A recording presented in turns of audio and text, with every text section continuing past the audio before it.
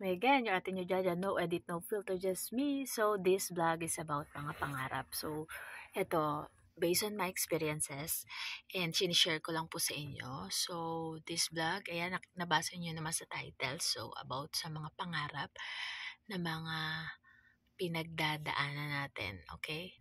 So, oo, yes, tama kayo na narinig. Marami kang pagdadaanan patungo sa pangarap mo.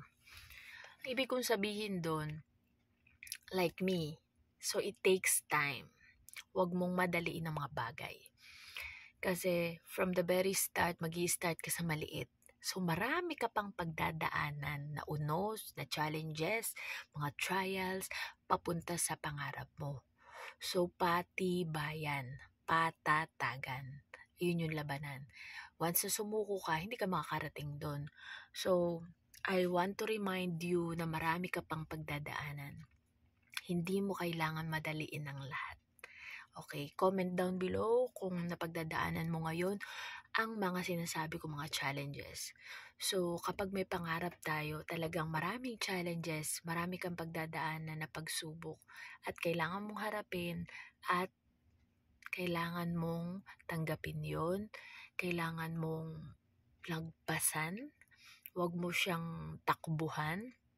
Kasi it's either may matututunan ka doon or it's either may makukuha, mapupulot ka doon or it's either lesson yun sa'yo, ganon. O pare-pareho lang yung sinabi ko, ganon. Kasi sa haba-haba ng pagsubok na yan, makakarating ka din dun sa pagpupuntahan mo.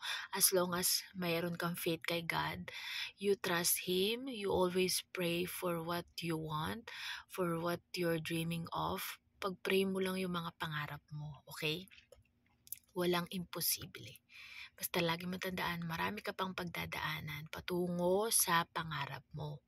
Kaya huwag kang magmadali, okay? Lagi mong tandaan na kasama mo si God, kasama mo si Papa Jesus sa lahat ng mga challenges at mga pagdadaanan mo sa buhay. Hindi ka nag-iisa, okay? So, kapag nahihirapan ka na, just pray, kausapin mo siya. Siya ay makikinig sa'yo. Huwag kang mag-alala, makikinig siya sa'yo. So, gusto ko lang sabihin sa'yo kung marami kang challenges, pinagdadaanan, call to Him. Nothing is impossible with God. Okay? Lagi mo yan tandaan. He is tawagin mo si Papa Jesus, in Jesus' name, Lord God, in Jesus' name, tanggalin yung mga negative dito sa paligid ko. Ganon. Magsabi kang ganon. God has a plan for you, okay? God always with you. Okay? God always will fight for you. Hindi ka mag-iisa kahit kailan. He loves us, okay?